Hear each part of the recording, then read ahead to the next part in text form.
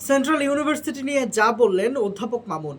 সবাইকে শুভেচ্ছা। আপনারা দেখছেন দৈনিক শিক্ষা.com। সঙ্গে আছি আমি জাবের মাহমুদুল।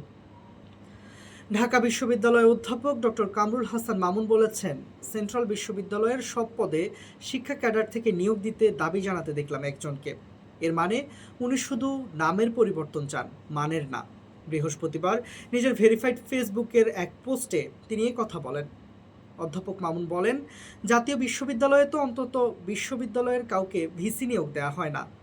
এই দাবি যিনি বা যারা জানাবেন তারা আসলে প্রতিষ্ঠানের সত্যিকারের পরিবর্তন হোক, শিক্ষার্থীরা ভালো মানের শিক্ষায় শিক্ষিত হোক, গবেষণা করুক তা চায় না, শুধু নিজের লাভটাই দেখছেন।